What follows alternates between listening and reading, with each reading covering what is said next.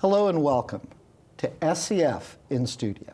I'm Charles Clapsaddle, Station Manager for Manatee Educational Television. And it's my great pleasure to have with us today Dr. Carol Probstfeld, President of the State College of Florida, to talk about a vital part of State College development, their strategic plan.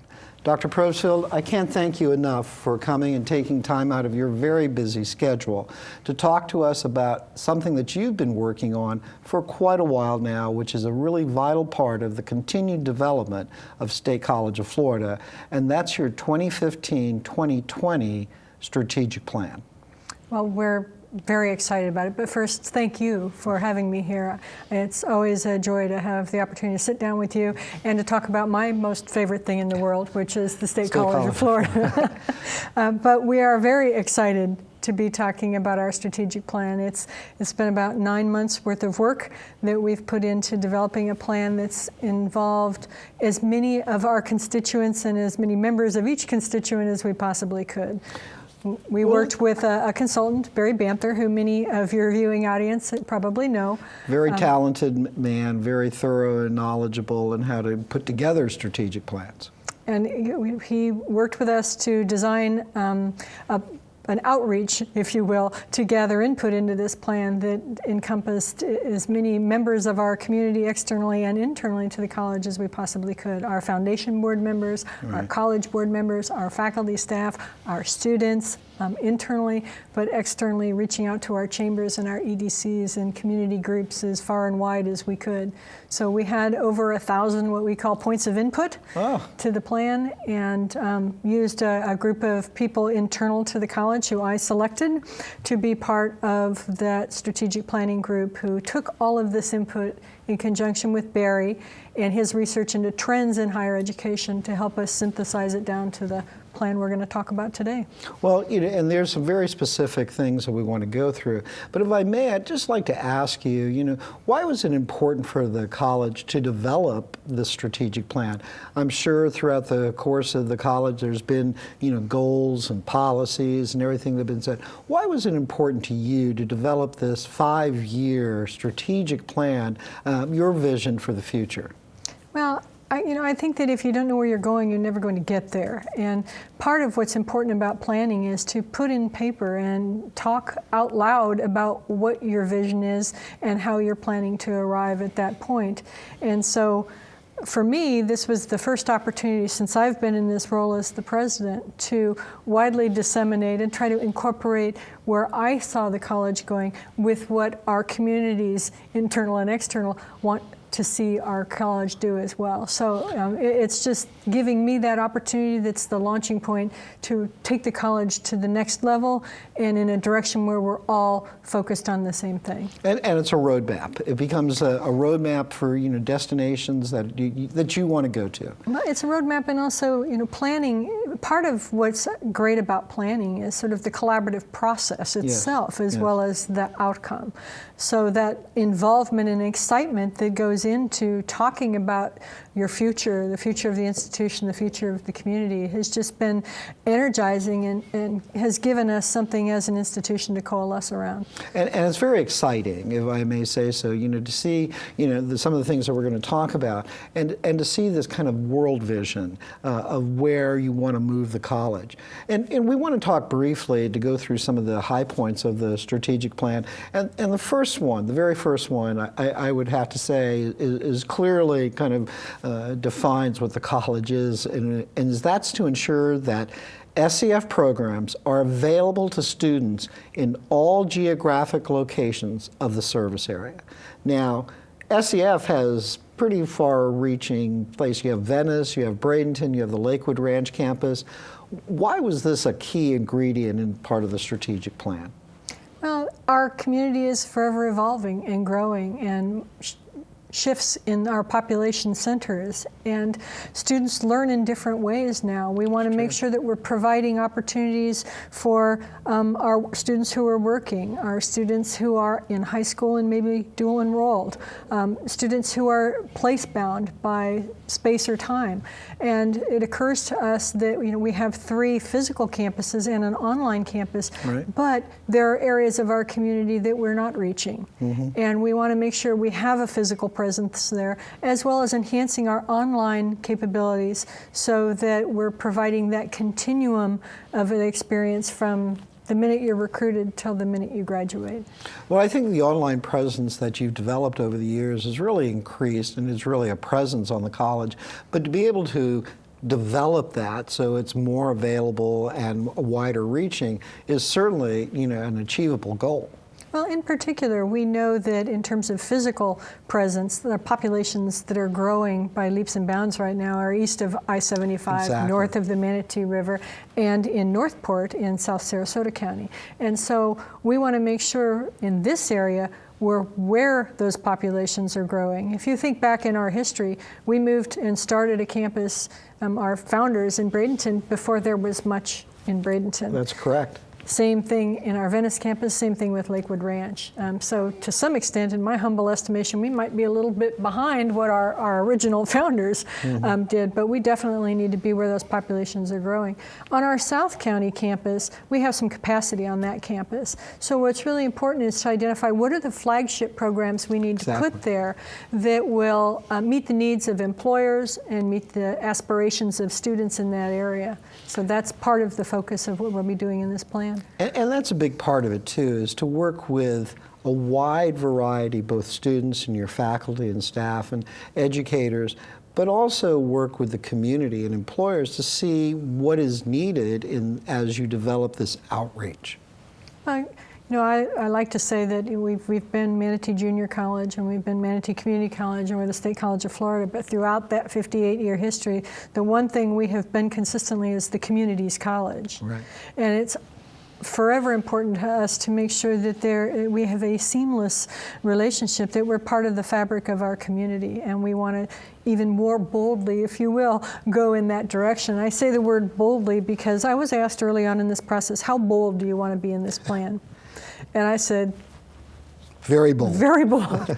There's no end to how bold I want to be. And so, at the end of the whole process, we ended up with boldly engaging as the theme of where we're wanting to take our college. And it's very much so, in some of the strategic plans and some of the strategies that you have, it is very bold, it's very engaging. There are so many initiatives and so many innovations that you're trying to envision as you move throughout the implementation of the strategic plan. And one of the key things that I'd like for you to talk about, which is very successful for the college and has been, is your health sciences program. Your nursing program is considered one of the best in the country, and definitely in this area. Your biotech facility is growing by leaps and bounds. Why is it important to see this health science program continue to develop, continue to nurture? Well, these are viable needs in our community for more nurses. Our physical therapy, occupational therapy, radiography, dental hygiene. The need is just far greater than we're able to accommodate at this point in time, but we'd like to be able to do more. That being said, those are very expensive programs, and our populations have shifted.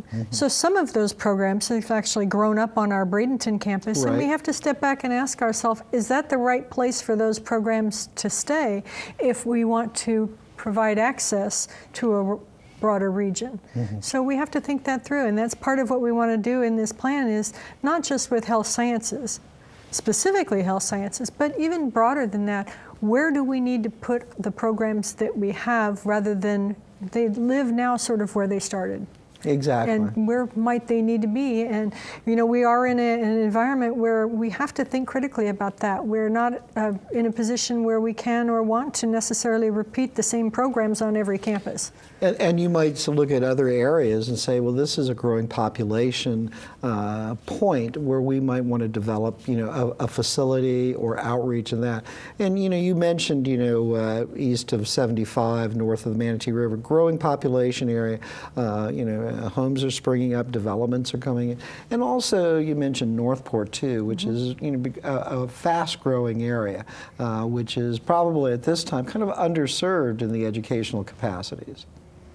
Well, we think so, and we think there's a lot of opportunity in the South Sarasota County. As a matter of fact, this next year, we're working throughout this year to start an honors program at our Venice campus, and that will be opening next fall. But we're starting the wheels turning already in some of the things that we want to do to create programs that are accessible and available and are meeting the need that we have in our community. And I think it's very wise, too, and again, very innovative, to look at a region, to look at an area and say, how best can we serve, and where can we serve, and how do we shift that to accommodate those populations that are looking to SCF for that kind of growth and leadership? One of the things we don't want to do is create two mediocre programs, just so we can say we have it on two campuses. Right, right. One strong program is much better than two mediocre programs, but every campus has very unique strengths. Exactly. And has unique needs in that region. And so we deliberately have to think about that and make sure we're putting the right things in the right places. And I would suggest to you that, the facilities that you have are all very excellent in all of the capacities at whatever location. And I would point to your nursing program out east as being one of the top performers in this entire area. Well, thank you. I think it's an incredible facility. And as students, actually, our nursing program is on all three of our physical campuses and online. Portion of it is online. But every student at some point in time goes to that campus in Lakewood Ranch, because that's where our medical simulation center is. And if anybody has not been out there to take a look at it, I invite anybody to come, because it's pretty fascinating. It's a wonderful location. It is fascinating. And you've always had the best faculty and the greatest staff out there. And I wish we could talk a little more about the nursing program, because they've been awarded so many things over the past few years. But sticking with the strategic plan, the next category, the next priority, is something that's very unique. And I think it's a very innovative approach to education. And let me read this. It's to develop a concierge-style student experience focused on enhancing student recruitment and performance outcomes. Now, tell us what that concierge-style environment would look like. Well, one of the things I like to say regularly is the greatest challenge about being a student at the State College of Florida should be the academic rigor of what takes place in the classroom, that interaction between the student and the faculty member and that learning that takes place, not all of the processes it takes to get there. So it's very important that we do two things. We have to figure out how to, on a more personalized basis, help students navigate those processes so they're not getting lost before they even get the opportunity to be in the classroom. And we have to figure out how to streamline those processes so that it's easy, it's simple, it's intuitive, and that we can take as much of the responsibility on the college rather than putting in as much responsibility on the students to find their way through that process. And that would be a greater emphasis on letting that student get into that classroom so they can start learning. Exactly. So streamlining the process, which might be financial aid or veteran benefits or whatever the case might be, it's that one-on-one student identity that you want to enhance. Well, every student is important, and every student has a value to the State College of Florida, and we don't want anybody to fall through the cracks. And in order to do that, we have to find a way in this environment to be able to provide that more personalized service. One of the things that we're doing as we begin embarking on this plan is integrating what we call our quality enhancement plan, which I think you and I have talked about before, where faculty will have a role as mentors for first-time in college students to help them get connected with the right resources, to be that go-to person for that student when they become overwhelmed by a roadblock or something that they might run into. Exactly. And I can't say enough how proud I am of our faculty and how much I thank them for volunteering. The first group of faculty who are piloting this for us are all volunteers to be part of this, to make this a success. And that also enhances the student experience too. If something becomes overwhelming or there are too many questions, that student is not in that learning mode, and it's not as rewarding an experience of having a faculty member or a staff member sit down with you and help you navigate the process that'll help you succeed. Well, rarely do you hear a student come back years later who's graduated and moved on and say, I remember the president of that college, or I remember this. They remember the faculty. Yes. The faculty members are the ones who have that opportunity to develop those relationships and change lives. And especially that one-on-one relationship. So that concierge approach, which is very innovative and is kind of focused on the student and the student's success. Help them navigate through the process, get them into the classroom, and when they're in the classroom, help them succeed. Exactly. Excellent idea. From beginning to end, from getting in the door to all the learning that takes place in the meantime, and getting out the door and moving on to enrich their lives and the lives of our community. But that's another point that you want, is that you want them to have the best education and the best experience. But you're not stopping there. You're looking for them for opportunities after they leave school.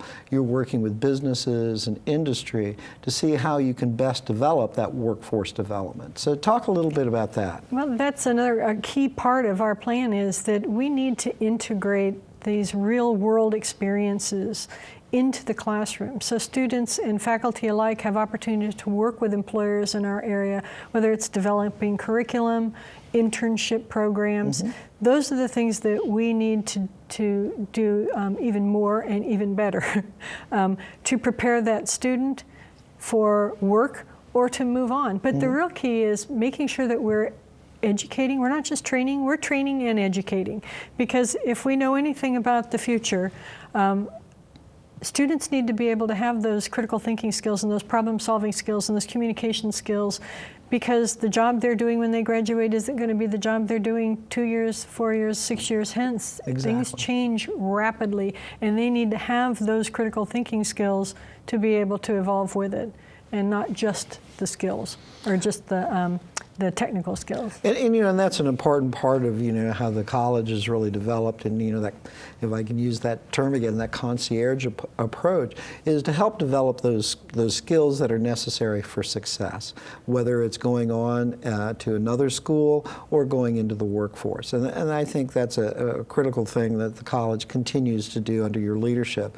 But also another important component of this is the emphasis as part of the strategy to increase your investment in technology and in staff development. Tell us a little bit about that and why that's a critical part of the strategy. Well, what we do is educate. We are a customer service business. We need to make sure that our faculty and our staff and our administrators are on the cutting edge of what we do. We need to be and emulate what we teach. If we have a public safety program, then our public safety department needs to be the best and the brightest.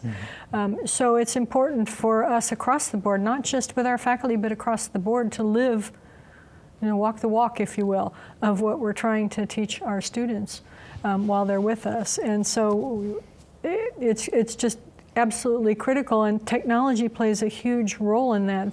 That is a tool. It's no longer something of itself. It's sort of ubiquitous. It's like having a pencil was 30 years ago, or having a computer on your desk was 10, 15 years ago.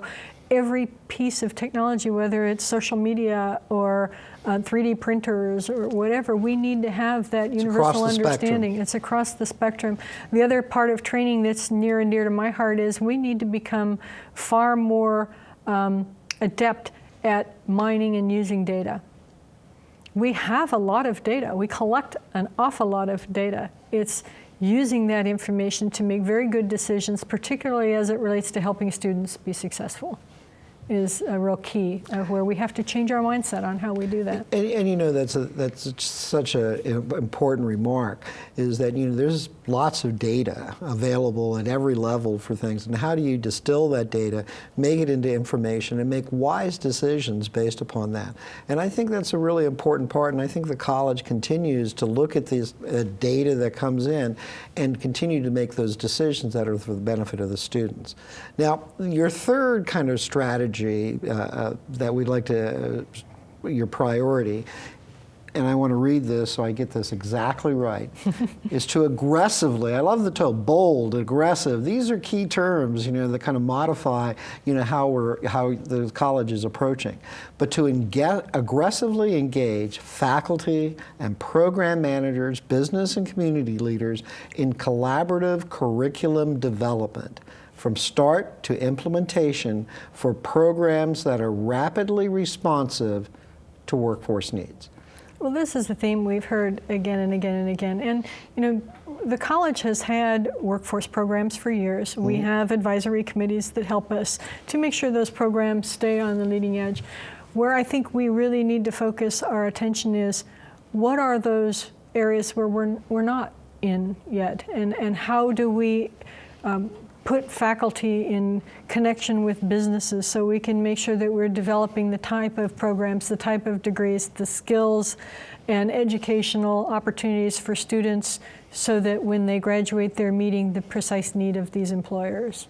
It's a fascinating topic, and one of the things that really piques my interest is the idea of incentivizing faculty to go out and maybe spend part of a summer term at a work site, learning about, what are the type of people that they hire, what are the skills that they need, what are the skills that maybe they aren't able to find when they're trying to hire, so we can figure out how we make that part of what we're teaching, and also develop the relationships that allow us to have the internships. Exactly. And bring projects from that workplace into the classroom and integrate them into the learning. Well, the connectivity between staff and faculty and business and industry, that's got to be such an important part of developing curriculum, developing outreach. But one of the key things, and I'd like for you to comment on it, is that there's partnerships that you've had for many, many years, but it's not a static partnership. There's a constant evolution of finding the right partners, developing, curriculum that meets the new partnership demands. And how do you continue that workforce development?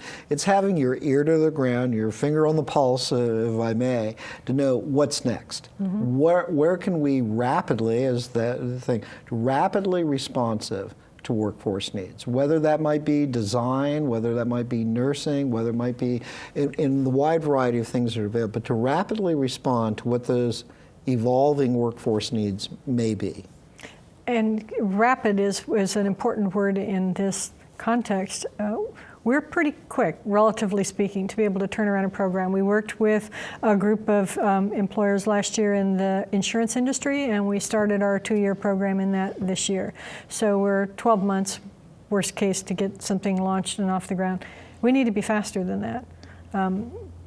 So we need to look at our own processes and figure out how we can improve in that regard. But also, again, going back to faculty, we have the most incredible faculty who are out there. They are talking to their business partners. They are on various committees and advisory councils and you name it, to stay where they need to be. And now, as administrators, we need to listen to them when they come back and tell us what they're hearing, and then help these things move along as quickly as we can. And just to go off topic very briefly, is that recently your Biotechnology had an open house, and Professor Matt Thomas was there, and he is consistently doing that with outreaching to the biomed community to see how they're developing, what skills and tools and methodologies he can bring into the classroom to help those workforce, those employers that are out there. We have similar. It's just one example. Yeah, just one example. A similar thing going on with our technology programs, because technology is a big word, and there are a lot of different focuses Absolutely. Of technology, and so we're trying to figure out how we slice and dice that and make sure we have students who are ready to meet the needs of the employers in those different sectors. And another part of this, and I just want to read this, you want to implement a program development fund that's to encourage and reward creative and collaborative curriculum development. Tell us why that's an important part of that strategic priority.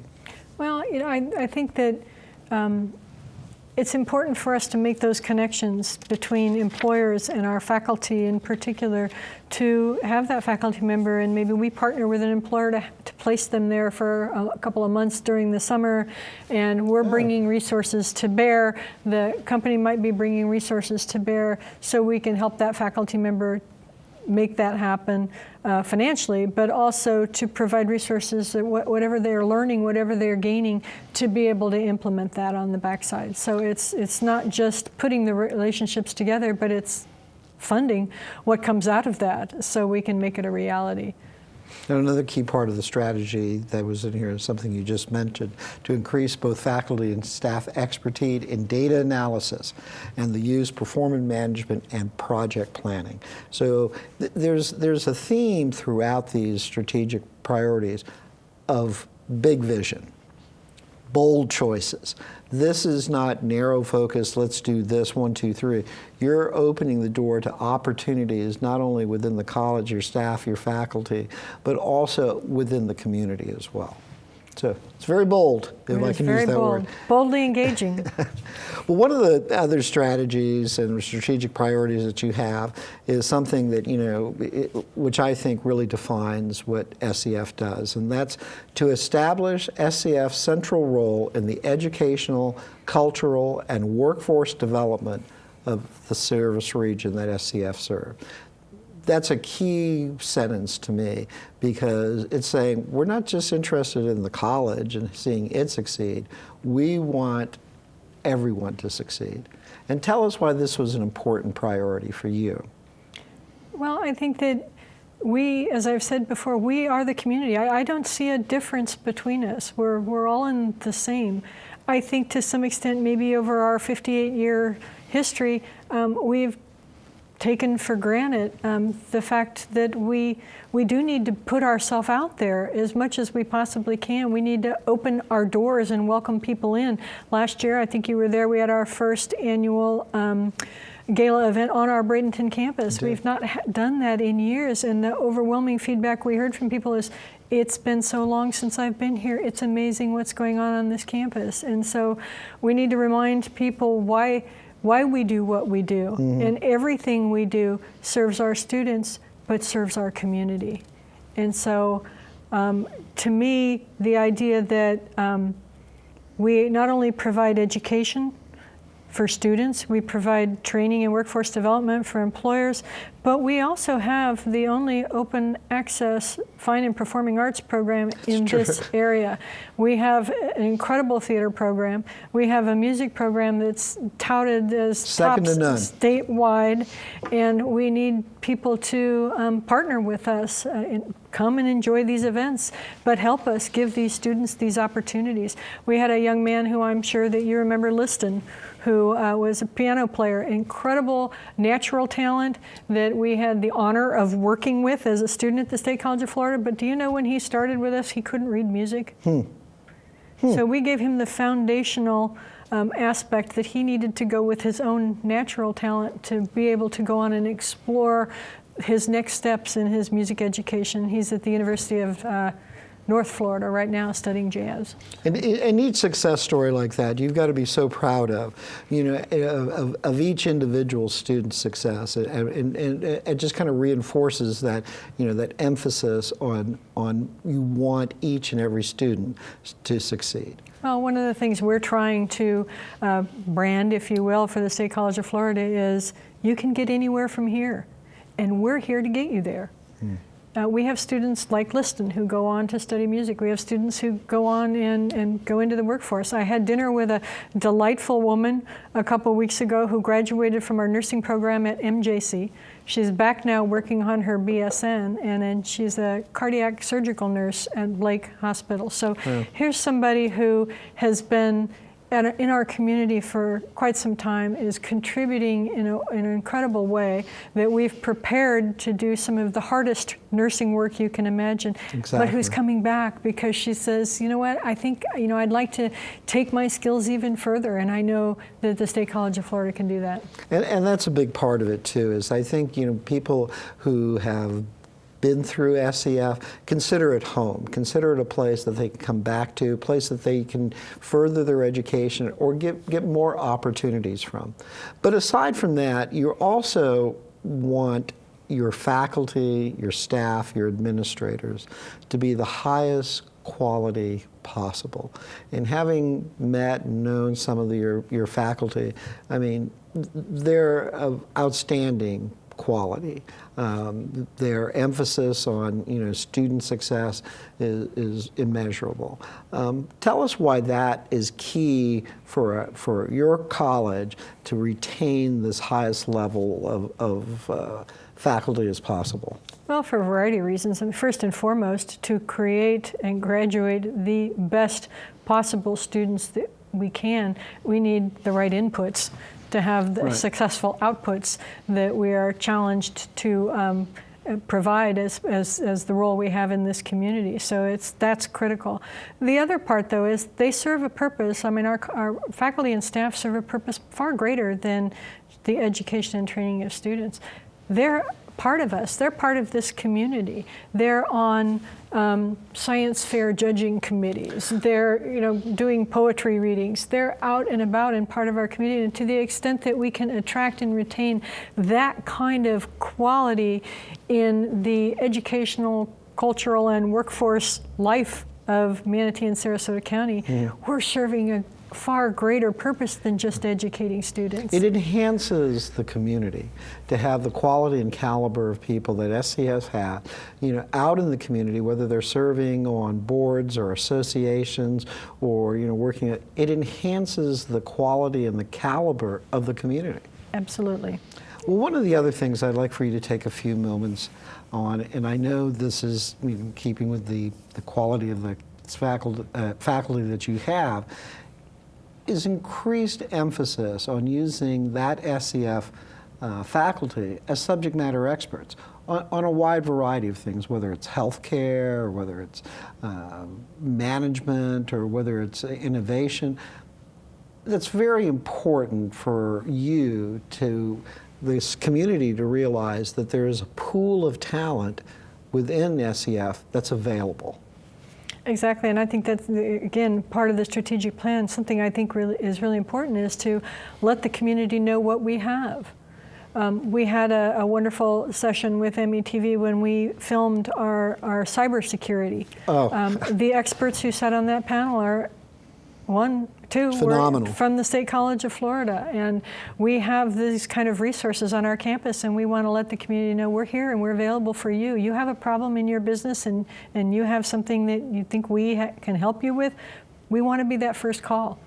If we can't, we will tell you, we'll direct you, we'll find somebody who can be responsive, but we'd like to be that first call because we have those experts in-house. And I think too, aside from that business connection, what that might be if a business wants to call on SCF to say, I'm trying to figure this out. But also, in the wider picture too, is to work with government and other institutions to say, hey, listen, here's a social issue. Perhaps we can, by the sheer fact of our knowledge and in-depth knowledge of something, maybe we can help you kind of frame this, whether it be homelessness or child abuse or whatever the case might be. You have experts throughout the breadth of the State College of Florida that can help a wide variety of organizations. We do. We have just to give one example, we have a faculty member whose doctoral work is in social media and education, incorporating social media, which everybody knows if you have young people in your lives, they live on social media. How do you incorporate that in the learning process? So they're using the tools that they're most familiar with, but they're learning in the process.